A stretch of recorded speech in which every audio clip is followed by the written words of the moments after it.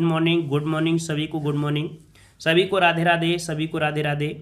चलिए स्टार्ट करें। एक बार सभी लोग शेयर कर दीजिए ताकि सभी लोग जुड़ जाया करें क्लास में, है ना, क्योंकि बाद में आते तो कहते सर लेट हो गए, तब क्लास खत्म हो जाती है। तो टाइम से आया करिए 7:30 बजे। चलिए गुड मॉर्निंग सभी को।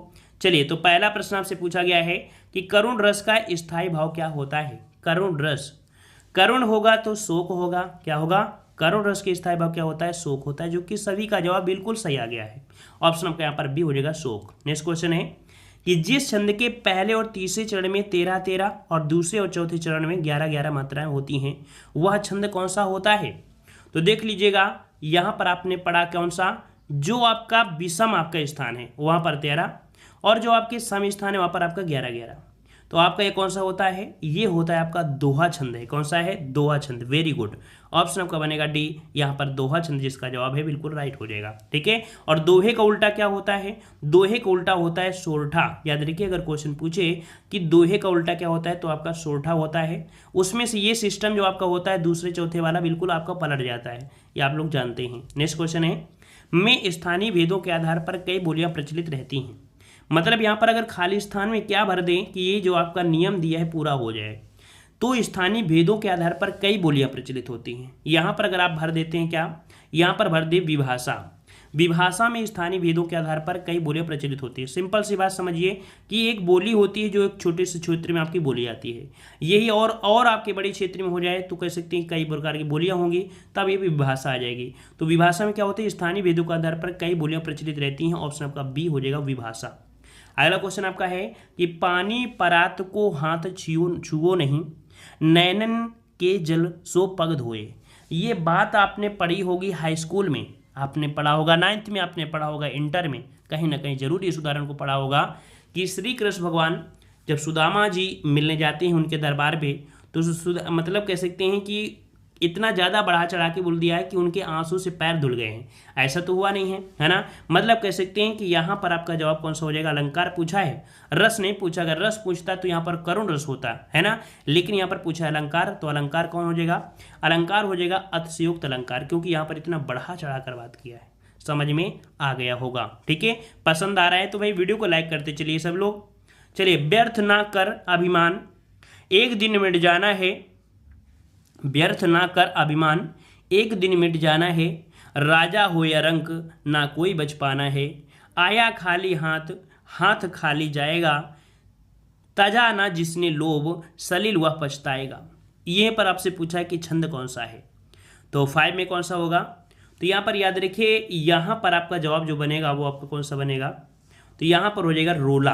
क्या है भाई, इसमें से आपका जो है ये आपका रोला है। ठीक है, 5 का ऑप्शन हो जाएगा कौन सा, बी हो जाएगा। हमने अलंकार वाला वीडियो बना दिया है, अगर आपने नहीं देखा है तो उसको देखिएगा, हमने पूरी तरीके से उसे बता भी दिया है। ठीक है, चलिए अगला प्रश्न आपका दिया गया है, कह रहा है करते सब ग्रंथ निषेध हैं, हिंसा लालच क्रोध का, भवसागर से तरेगा, जब पथ पकड़ेगा बोध का। यहाँ पर पूछा है छंद कौन सा है। थोड़ा सा टफ तो आपको है ही है, ये तो अब तो है ही है क्योंकि आपने पढ़ा नहीं है, और आपने पढ़ा है तो डायरेक्ट हो सकता है कि उदाहरण आपको मिल जाए। इसमें दिया गया उल्लाला छंद है। ठीक है, उल्लाला उल्लाला। ठीक है, पूछो ना पूछो ना। तो ये यार आपको अलंकार है, ये गाना भी है अलंकार भी है, तो आप अलंकार वाला वीडियो देख लीजिएगा। ठीक है, प्लेलिस्ट में मिल जाएंगे। अगला है सरल वाक्य से प्रणार्थक वाक्य में बदलिए। मतलब यहाँ पर एक वाक्य दिया है, साधारण वाक्य दिया है, सरल वाक्य है, धोबी कपड़े धोता है, ये सरल वाक्य है। ठीक है, इसे बोलता है प्रेरणार्थक। प्रेरणार्थक में होगा तो क्या होगा, थोड़ा सा प्रेशर होगा, दूसरे से बोल रहा होगा। देख लीजिए कोई उदाहरण, कौन सा ऑप्शन है। कह रहा है वह कपड़े धोबी से धुलाता है, वह कपड़े धुलाता धोबी से, ये तो गलत हो गया। वह धोबी से वह कपड़े धोबी से, वह धोबी से कपड़े धुलवाता है। देखो यहाँ पर बिल्कुल सही होगा, वह धोबी से कपड़े धुलवाता है। ठीक है, समझ में आ गया ना। तो इसका जवाब, इसको ये सही करना, ए को मत सही करना, इसका ऑप्शन हो जाएगा सी वाला, वह धोबी से कपड़े धुलवाता है। कपड़े से धोबी थोड़ा होगा, धोबी से तो होगा ना, तो ऑप्शन आपका सी हो जाएगा। अगला प्रश्न आपसे पूछा गया है कि अपर और अपार का अर्थ क्या होता है। अपर और अपार, देखिए अपर मतलब क्या होता है, अपर और आपका अपार, अपार मतलब होता है बहुत, मतलब अत्यधिक।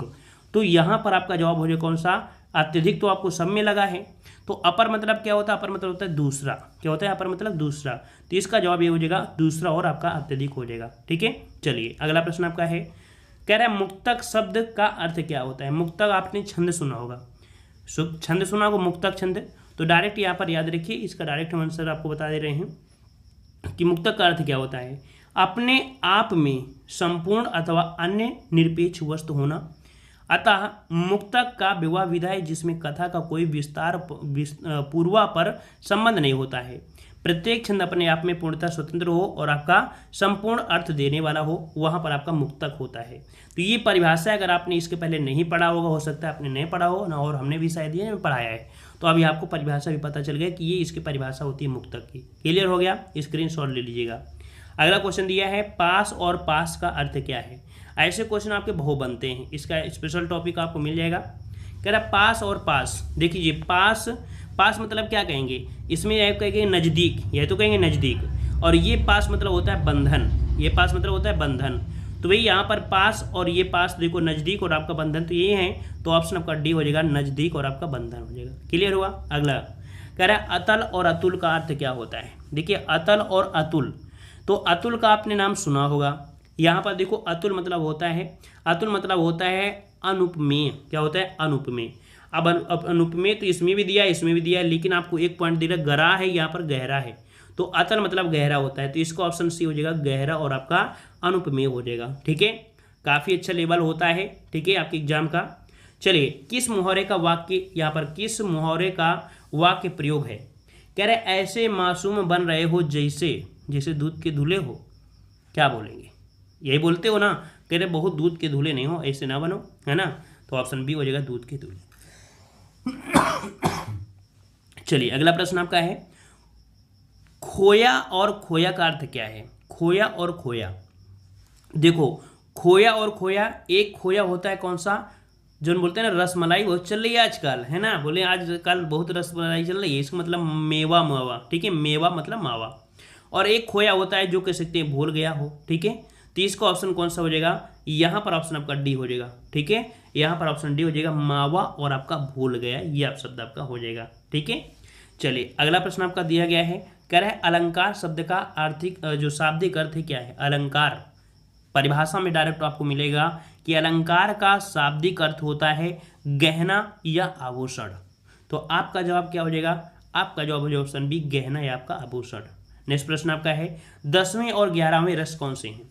हमने आपको बताया था 10वां रस कौन है और 11वां रस का है, नहीं पढ़ा है तो आज पढ़ लीजिएगा। 10वां रस है आपका वात्सल और 11वां रस है आपका भक्ति रस। तो यहाँ पर याद रखिए ऑप्शन ये हो जाएगा, 10वां रस है वात्सल। अदर में कोई तो ऑप्शन नहीं है, तो अगर तुक्का लगाना चाहो भाई तुक्का भी लग सकता है ना। अब आप एग्जाम के समय बोलोगे सर जी तुक्का बता दो, कैसे तुक्का लगाना है, तो एग्जाम के समय नहीं होते हैं, पहले से जब पढ़े होते हो ना तब थोड़ा बहुत तुक्का लगा सकते हो, है ना, थोड़ा बहुत ज्ञान होना जरूरी भी है, ऐसा नहीं तुक्का झोंकाओ। ठीक है, चलिए अगला प्रश्न आपका दिया है, जड़ का अर्थ क्या है। जड़ का अर्थ क्या होता है, जड़ का अर्थ क्या होता है। तो जड़ का अर्थ यहाँ पर देखो दिया गया है, मूल दिया है, कारण भी है और आपका मूर्ख भी है। तो यहाँ पर याद रखिएगा, यहाँ पर कारण होता है ना, यहाँ पर देखो कारण दिया है तो कारण तो होगा नहीं, है ना, तो यहाँ पर कारण होता है, तो इसका ऑप्शन हो जाएगा मूल, कारण और आपका मूर्ख। ऑप्शन आपका बनेगा सी नंबर। नेक्स्ट क्वेश्चन दिया है, द्रोण का अर्थ क्या है। द्रोण का अर्थ क्या होता है, द्रोण का अर्थ क्या होता है, तो एक तो आपका द्रोणाचार्य हो जाएंगे क्योंकि सब में ऑप्शन में है। दूसरा द्रोण का मतलब होता है कौवा, क्या होता है कौवा, ठीक है ना, मुर्गा उर्गा मत बोलिएगा। तो इसका अर्थ होता है द्रोणाचार्य और आपका कौवा, तो ऑप्शन आपका सी हो जाएगा। अगला प्रश्न आपका है, जंगल का पर्यायवाची।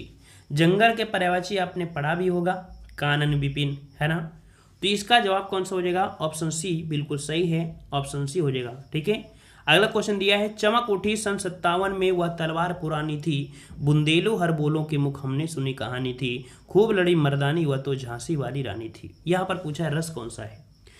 इस उदाहरण को पढ़ने से आपकी बॉडी में एक करंट जैसा महसूस हो रहा होगा, है ना, एक वीरता जैसी आ रही होगा, उत्साह आ रहा होगा, तो आपका जवाब कौन सा हो जाएगा, वीर रस, क्योंकि उत्साह होगा तो वीर जरूर होगा, होता है ना, तो ऑप्शन आपका बी हो जाएगा वीर रस। नेक्स्ट क्वेश्चन है, गांव गांव किस प्रकार के शब्द युग्म से बने हैं। गांव गांव, यहाँ पर दोनों ही शब्द जो आपके हैं कैसे हैं, तो यहाँ पर देखो गांव वाँव कर देता आव तो सार्थक निरर्थक हो जाता, लेकिन यहाँ पर गांव गांव दोनों ही अर्थ दे रहे हैं, दोनों अर्थ दे रहे हैं, बिल्कुल शुद्ध दिए हैं, तो यहाँ पर हो जाएगा पुनरुक्त, मतलब कह सकते हैं पुनरुक्ति वाले होते हैं, है ना, जिनका प्रयोग जैसे धीरे धीरे, है ना, ये आपके होते हैं पुनरुक्ति, तो ऑप्शन आपका ए हो जाएगा, ए नंबर आपका बन जाएगा। ठीक है, लेकिन अगर गांव की जगह एक होता है गांव, दूसरा होता है आँव, जिसे आपका होता है रोटी, रोटी होती है, दूसरी होती है ओटी होते हैं। ये बोलते हैं पानी वानी चाहिए, पूड़ी उड़ी चाहिए, भंडारा खाने जाओगे, कह रहा भंडारा अंडारा चलोगे, होली होली तापने चलोगे, मतलब एक एक्स्ट्रा शब्द बोल ही देते हैं, है ना। तो ऐसा तो आपको दिया नहीं है, सीधा सीधा दिया है। चलिए अगला क्वेश्चन है, घर का शेर, घर का शेर मुहावरे का अर्थ।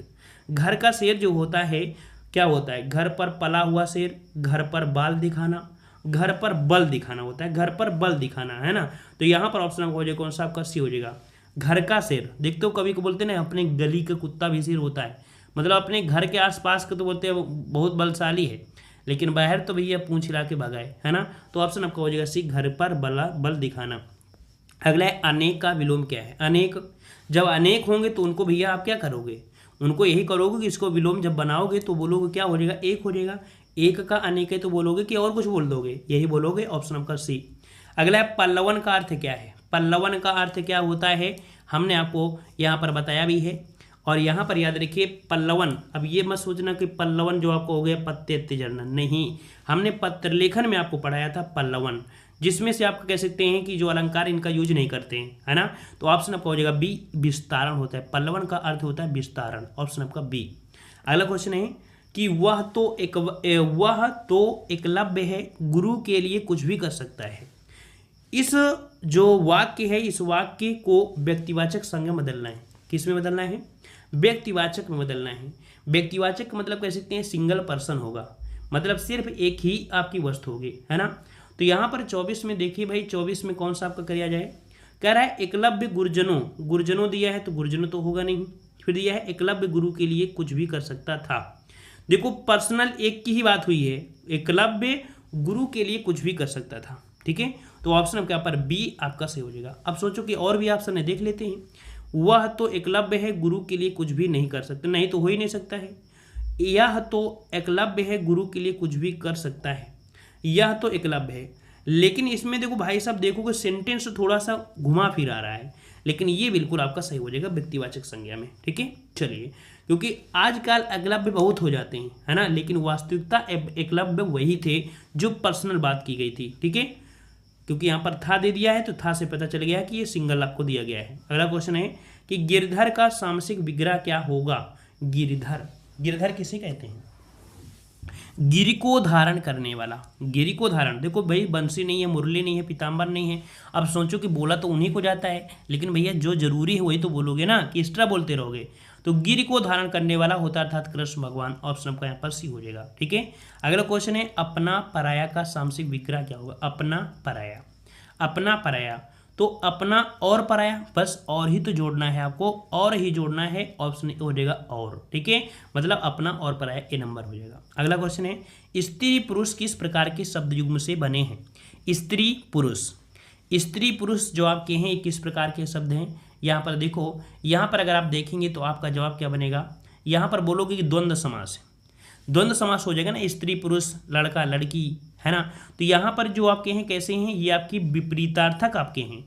तो द्वंद्व समास भी तो यही होता है ना, जेंडर चेंज हो जाते हैं और वहाँ पर योजक चिन्ह भी लग जाता है और भी हो जाता है, ठीक है। ऑप्शन आपका बी हो जाएगा। अगला क्वेश्चन है जिसमें कलंक ना हो उसे क्या कहते हैं। जिसमें कलंक ना हो, और जिसमें भाई कलंक ना हो उसे क्या बोलेंगे, निष्कलंक बोल देंगे, निष्कलंक, ऑप्शन ए हो जाएगा निष्कलंक, ठीक है। पसंद आ रहा है तो भाई वीडियो को लाइक करते रहिएगा, सब लोग वीडियो लाइक करेंगे, थोड़ा अच्छा लगेगा, आपको भी लगेगा कि हम कुछ पढ़ रहे हैं।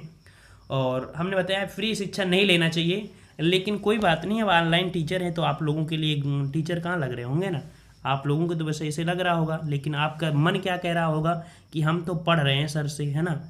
और जो लोग समझदार हैं, जो लोग अपने जीवन में सोचते हैं नहीं गुरु का भी एक स्थान होता है, गुरु के लिए भी कुछ करना चाहिए, तो वो लोग तो भाई आते ही लाइक कर देते हैं।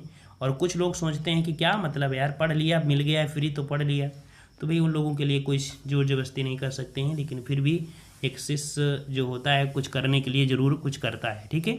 चलिए, कह रहा है अंकित मूल्य पारिभाषिक शब्द किस क्षेत्र में बोला जाता है। अंकित मूल्य, मानविकी दिया है, शिक्षा दिया है, वाणिज्यिक दिया है और आपका विज्ञान। अंकित मूल्य कहाँ पर यूज करोगे। अंकित मूल्य यूज करोगे जहाँ पर व्यापार होता है, जहाँ पर वाणिज्यिक होता है, तो ऑप्शन कौन सा हो जाएगा आपका? सी हो जाएगा। यही तो बात करेंगे, ऑप्शन आपका सी हो जाएगा। अगला क्वेश्चन है कि बच्चे को प्लेट में रखकर खाना खिलाओ का शुद्ध रूप बताओ। बच्चे को प्लेट में रखकर, भैया बच्चे को प्लेट में रखकर खाना खिलाओगे क्या? नहीं ना, बच्चे को खाना प्लेट में रखकर खिलाओ। क्या बोलेंगे? बच्चे को खाना प्लेट में रखकर खिलाओ। तो इस प्रकार से आपका हो जाएगा सी वाला आपका हो जाएगा, है ना, ऑप्शन आपका सी बनेगा। अगला क्वेश्चन है शयन का संधिविच्छेद क्या है? शयन का संधिविच्छेद, शयन का संधिविच्छेद क्या बनता है? तो ये बनता है आपका कौन सा? अयादी संधि, और अयादी संधि में हो जाएगा से धन अयन। ठीक है, क्या बनेगा? से धन अन शयन, ऑप्शन आपका हो जाएगा ए नंबर। नेक्स्ट क्वेश्चन है कुबेर का पर्यायवाची। कुबेर जो होते हैं उनको बोलते हैं धन के देवता। क्या बोलते हैं? धन का देवता। और धन कहाँ पर है? तो धनद हो गया, तो मिल गया आंसर। यहाँ पर ये नंबर हो जाएगा धनद हो जाएगा। अगला क्वेश्चन दिया है, कह रहा है विभीषण ने अपनों को धोखा दिया। विभीषण ने अपनों को धोखा दिया। इस व्यक्तिवाचक संज्ञा वाक्य का जातिवाचक संज्ञा वाक्य में बताइए।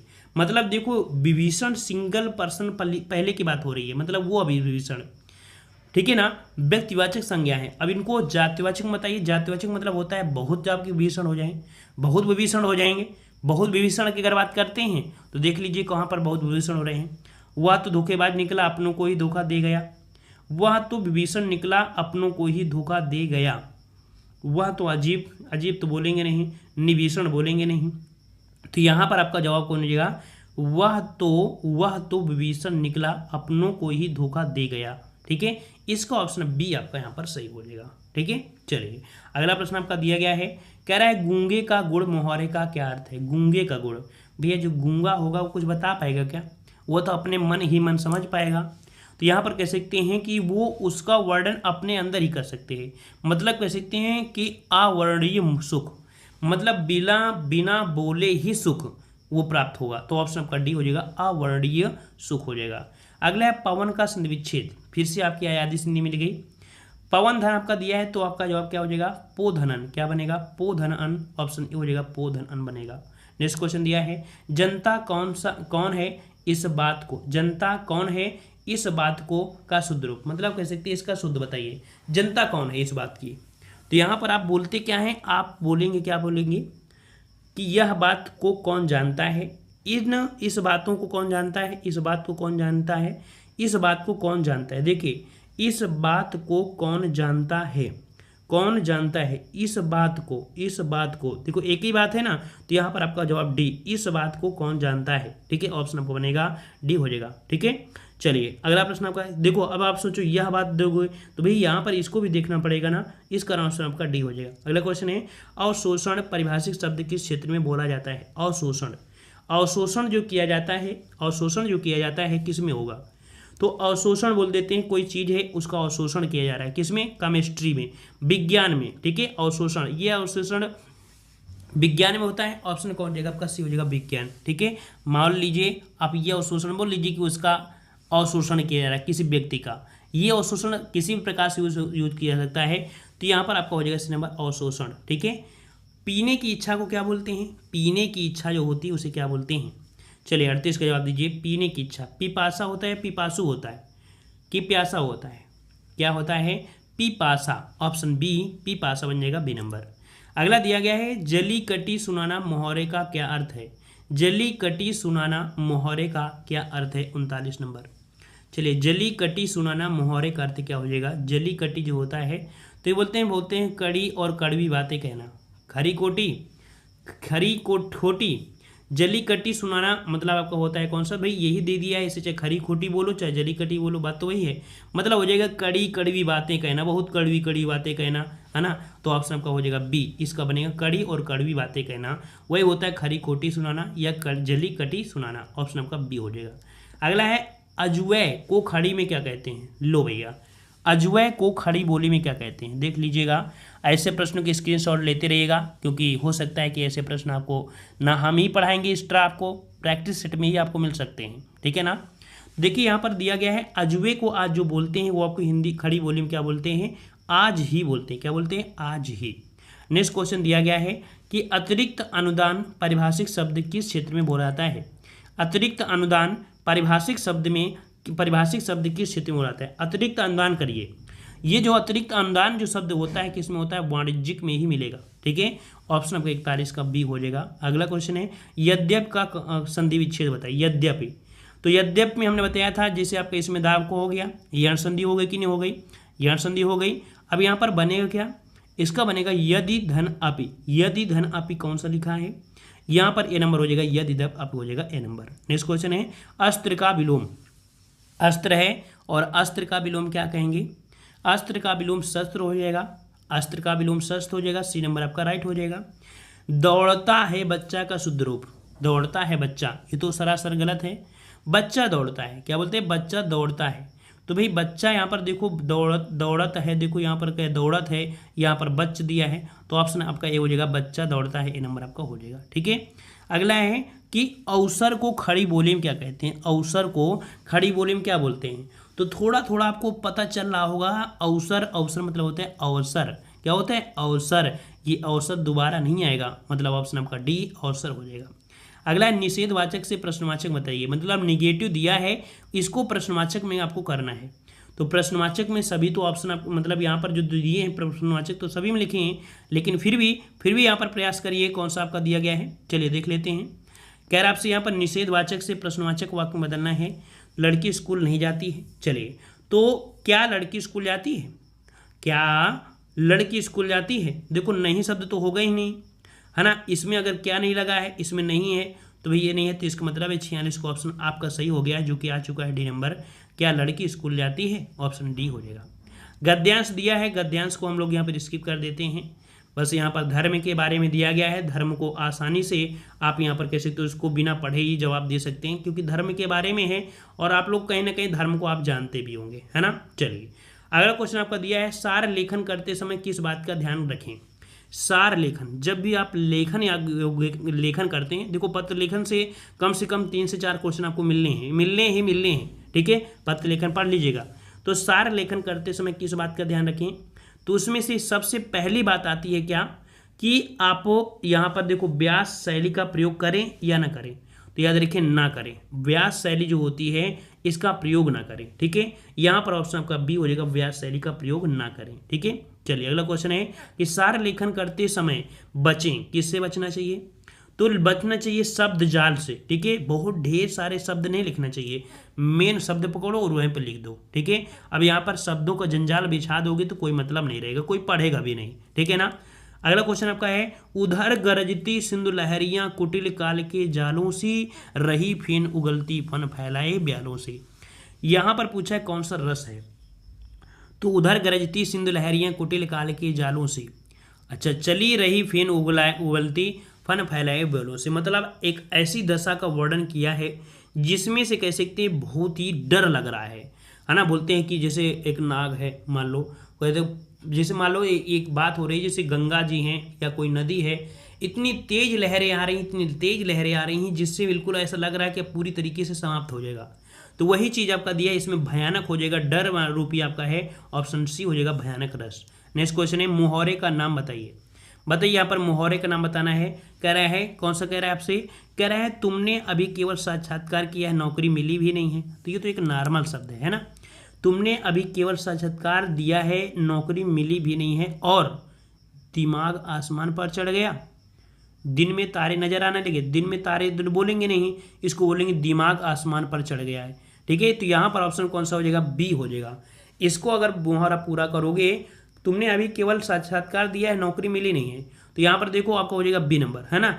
अगर आप दिमाग में ये लग रहा हो कि इसको लग दें तो कोई दिक्कत होगी नहीं, हाँ दिक्कत होगी। इसको जब बोला जाता है ना, इतना तेज कंटाप मारेंगे ना कि दिन में तारे नजर आने लगेंगे। ये तो होता है ना, ये तो बोलते हो ना, तब इसका यूज करेंगे। लेकिन यहाँ पर जो दिया है दिमाग आसमान पर चढ़ गया, मतलब बिल्कुल हवाई भागने लगे। ठीक है, चलिए अगला क्वेश्चन आपका दिया है कि वीर रस में संयम भाव रखता है, क्योंकि वीर उत्साही होते हैं, क्रोधी नहीं होते हैं। मतलब वीर रस में एक गुण होता है, हमने बताया था, डायरेक्ट बताया था रस वाले चैप्टर में, कि जो वीर रस होता है उसमें ओज गुण होता है। ओज मतलब ओजस्वी, ओज है तो वीर रस आपको बना रहेगा। तो यहाँ पर आपका ओज भर हो जाएगा। याद रखिए वीर रस जो होता है उसमें ओज गुण होता है। ठीक है, चलिए अगला क्वेश्चन है खंड काव्य के विषय में कहा गया है कि, खंड काव्य के विषय में कहा गया है कि, क्या कहा गया है? तो खंड का आप कह सकते हैं कि एक देशानुसारी होता है। देखो यहाँ पर ये भी देशानुसारी, यहाँ पर भी है, ये तो आपका नहीं होगा, ये भी नहीं होगा, तो वह एक देशानुसारी होता है। यहाँ देश का अर्थ भाग या अंश होगा। इसका जवाब इसको सी करना है, ठीक है, इसका आंसर आपको सी हो जाएगा, यहाँ पर आपको हो जाएगा। अगला माधुर्य गुण में वर्जन है। जो माधुर्य गुण होता है उसमें से क्या क्या मिलेंगे आपको। माधुर्य गुण में वर्णों की जो बात होती है तो मिलेगा टा, ठा, डा, ढा एवं आपका समास युक्त रचना मिलेंगे। समास युक्त तो सभी मिलेंगे, देखो संधि तो होता ही नहीं है, तो आपका जो टा वर्ग है वो आपका माधुर्य होता है, ठीक है, माधुर्य होता है। ऐसे रट लीजिए कि मूर्धन्य, मूर्धन्य को इसको बोलते हैं, टा वर्ग तो बोलते हैं। अब आपको उम्मीद है कि रट गया होगा, क्लियर हो गया। चलिए नया प्रश्न अगर मिले तो हम बोल दिए हैं कि इसका स्क्रीनशॉट लीजिए और भी उसको पहचान करिए, अच्छे से पढ़िए। भाषा संकेतात्मक है, अर्थात इसमें जो ध्वनियाँ उच्चारित होती हैं उनका संबंध होता है या संबंध नहीं होता है। देखते हैं यहाँ पर, तो देखो यहाँ पर कह सकते हैं कि संबंध तो होगा ही, क्योंकि भाषा है, उच्चारण हो रहा है, संबंध होगा। भाषा संकेतात्मक है, अर्थात इसमें जो ध्वनियाँ उच्चारित होती हैं उनका क्या होगा, उसका संबंध, किसी व्यक्ति से संबंध, किसी वस्तु या कार्य से संबंध। देखिए यहाँ पर ऑप्शन सी, देखो हम बताया नहीं का यूज नहीं कर सकते, तो ऑप्शन सी हो जाएगा, किसी वस्तु या कार्य से संबंध है, ठीक है। थोड़ा सा टफ है भाई, हम समझ सकते हैं, थोड़ा सा टफ है, और टफ होगा तो आपको दिक्कत लगेगा, आपको बोरिंग लगेगा, लेकिन भाई साहब आपका लेवल अच्छा होता है एग्जाम में, ठीक है ना। तो इसको समझ के पढ़ते चलिए, सब कोई आपको ऐसा लेवल नहीं पढ़ाएगा भाई, ठीक है, सब कोई ऐसा नहीं पढ़ाएगा आपको, बस आपको कहीं ये टॉपिक वो टॉपिक, देखो हमने टॉपिक भी कराया है और जिस प्रकार से सिलेबस में है वैसे हमने आपको बता भी रहे हैं, ठीक है। चलिए, ये मानव मन में बीच रूप में चिरकाल तक अचंचल होकर निवास करते हैं। ये संस्कार या भावना के द्योतक हैं, किसके बारे में कहा गया है। मतलब कह सकते हैं, कह रहे मानव में मन में विचार, मतलब बीच रूप में, चिरकाल तक, मतलब कह सकते हैं बहुत ज़्यादा समय तक के लिए, ठीक है। चिरकाल मतलब होता है काफ़ी समय, तो जो चिरकाल समय होते हैं उनको बोलते हैं स्थायी भाव, ठीक है, क्या बोलते हैं, स्थायी भाव। और जो बिल्कुल कम समय के लिए होते हैं उनको संचारी भाव कहते हैं, जो अल्प समय के लिए होते हैं उन्हें संचारी कहते हैं। जो चिरकाल, जैसे मान लीजिए हमने अब उदाहरण बताया था सन 57 सी, है ना, झांसी वाली रानी, तो ये तो भाई हमेशा पता है स्थायी भाव क्या होगा, वीर ही होगा, तो ये हमेशा ही क्या होते हैं, ये चिरकाल अनंत काल तक ये बने ही रहेंगे, तो ऑप्शन आपका बी हो जाएगा। ऐसा नहीं है कि जब बूढ़ा हो जाएगा तो फिर कह सकते हैं कि उसमें बूढ़ा, मतलब कि ये जो आपकी उदाहरण है तो ये बूढ़ा हो जाएगा और इसमें वीरता नहीं आएगी। भाई वीरता है, आप पढ़ोगे या दूसरा पढ़ोगे, है ना, सुनोगे तो वीरता तो आएगी ही, ठीक है, इसलिए चिरकाल बोला गया है। चलिए, ये स्थायी भावों का उद्बोधन करते हैं, उन्हें आस्वाद योग्य बनाते हैं, ये रस की उत्पत्ति में आधारभूत मानते हैं, जिसके बारे में कहा गया है। मतलब कह सकते हैं ये जो परिभाषा है, ये स्थायी भावों का उद्बोधन करते हैं, उन्हें आस्वाद योग्य बनाते हैं, ये रस की उत्पत्ति में आधारभूत माने जाते हैं। क्या माने जाते हैं, तो ये जो माने जाते हैं इनको बोलते हैं हम लोग विभाव। क्या बोलते हैं, विभाव। विभाव जो होते हैं वो स्थायी भावों का उद्बोधन करते हैं, आस्वाद योग्य बनाते हैं, ठीक है। ऑप्शन को बनेगा ए नंबर, विभाव होते हैं।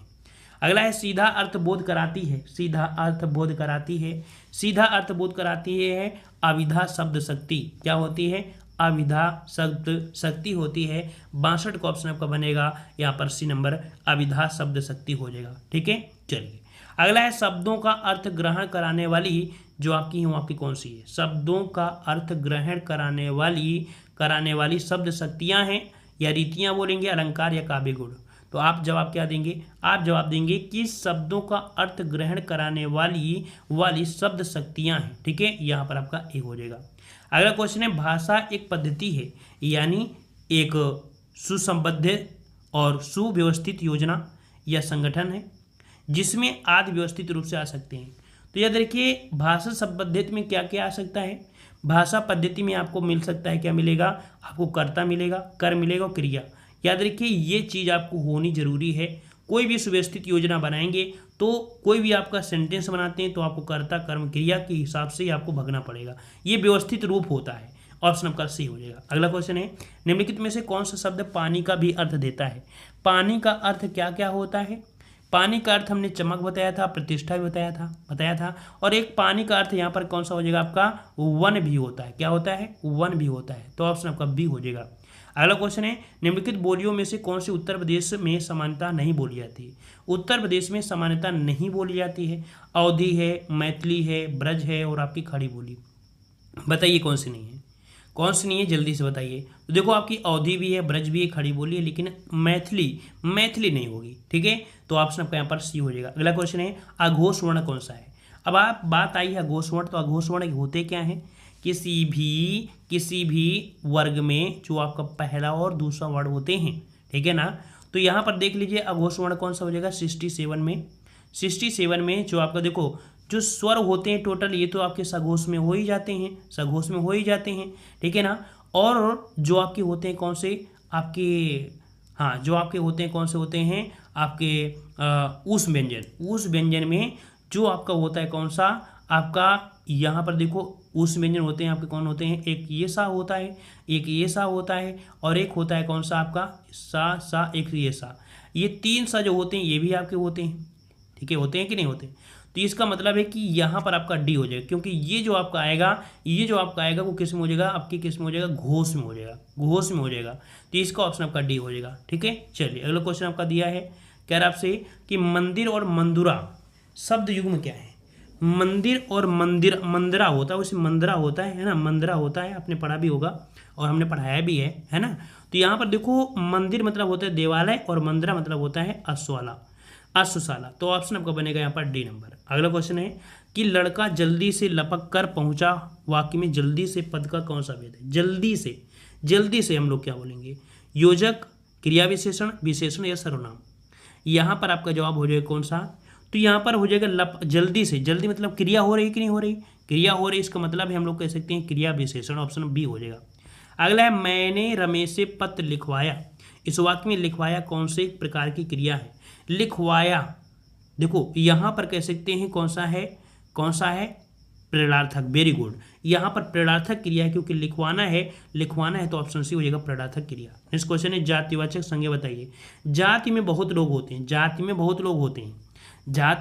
होते हैं, तो देखो आम की भी एक प्रजातियां होती हैं, आम की भी एक प्रजाति होती है। जब ये दोनों ऑप्शन में हो तो आपको लगाना है किसको, वकील को लगाना है। वैसे आम को रख सकते थे, लेकिन फिर भी यहाँ पर आम की प्रजातियां होती है, लेकिन वकीले होते हैं, उनकी प्रजाति नहीं बोलोगे। यहाँ पर आम की बहुत प्रजातियों में बोलते हैं, लंगड़ा आम है ना, सपेता आम, चौसा आम, फलाने आम, ढिकाने आम, है ना। तो इसलिए थोड़ा सा इसको कह सकते हैं, इसको अलग रख देते हैं। लेकिन वकील तो भाई कैसा है, वकील तो आपका जातिवाचक है ना, ऑप्शन डी। जिस समास का पूर्व पद अर्थात पहला पद प्रधान हो उसे कौन सा समास कहते हैं। तो पहला पद प्रधान जो होता है उसे बोलते हैं हम लोग अव्ययी बहु समास। ठीक है, 72 का ऑप्शन आपका बनेगा यहाँ पर सी नंबर। नेक्स्ट क्वेश्चन है दिए गए शब्दों में से शुद्ध वर्तनी वाला शब्द कौन सा है। सर्वोत्तम दिया है, सांसारिक दिया है, सच्चिदानंद दिया है और आपका कीर्ति दिया है। इस प्रश्न को डायरेक्ट बताया है हमने। देखो यहाँ पर आपका 73 वाले में देखो दिया है सच्चिदानंद, जो कि बिल्कुल सही है। बात आती है कि इसमें गलती क्या है, तो सर्वोत्तम में ता ऐसे लगा होता है, आधा ता होता है, इसमें और जुड़ा होता है ना। सांसारिक में बड़ा सा होता है, सांसारिक होता है, और कीर्ति में छोटी ती होती है। इसका कारण ये गलती था, यहाँ पर सी नंबर आपका सही था। अगला बेमेल को छाड़े, करे सेवा सदन निर्मला चंद्रकांता और गोदान।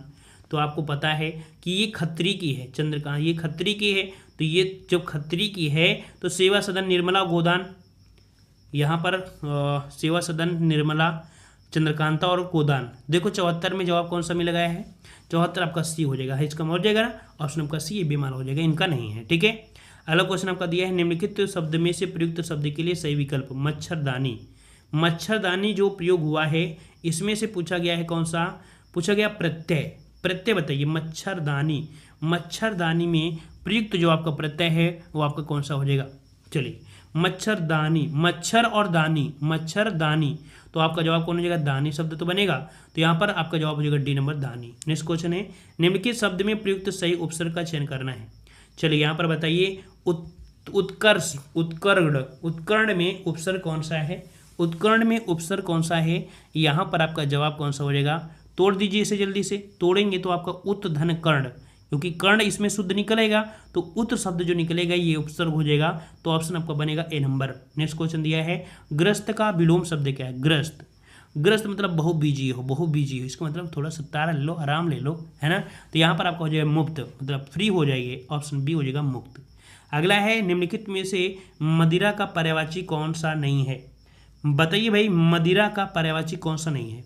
मदिरा का पर्यायवाची होता क्या क्या है, देखिए मदिरा का पर्यायवाची सुरा होता है, मद होता है, मध्य होता है, लेकिन अमी नहीं होता। अमी तो आपका होता है अमृत का होता है, ये होता है अमृत का होता है, तो ऑप्शन आपका सी हो जाएगा। अगला है जिसके बराबर कोई ना हो, जिसके बराबर कोई ना हो उसको क्या बोलते हैं? 79 का जवाब दीजिएगा, कौन सा हो जाएगा?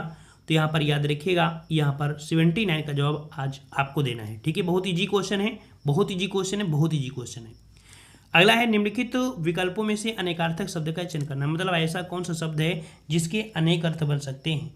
अनेक अर्थ आपके जो बन सकते हैं किसके बन सकते हैं? नासिका, नाक और कान, अंग और आपका नेत्र। देखो यहाँ पर आपका जवाब हो जाएगा, यहाँ पर देखो नाक एक ही होती है, कान एक ही होता है, नेत्र भी आपके दो ही होंगे, लेकिन अंग की बात करेंगे तो अंग के कई अर्थ आपके बन सकते हैं। ठीक है, इस कारण से ऑप्शन आपके यहाँ पर सी हो जाएगा। ठीक है, तो इस प्रकार से ये टेस्ट आपका सॉल्व होता है। यहाँ पर मिलते हैं नए वीडियो में। सभी को धन्यवाद, सभी को राधे राधे। भाई एक बार सब लोग मिलकर वीडियो को लाइक करिएगा, जिन लोगों ने अभी तक लाइक नहीं किया है लाइक कर दीजिएगा। ठीक है, जाते जाते सभी को जय हिंद, सभी को राधे राधे, सभी को वंदे।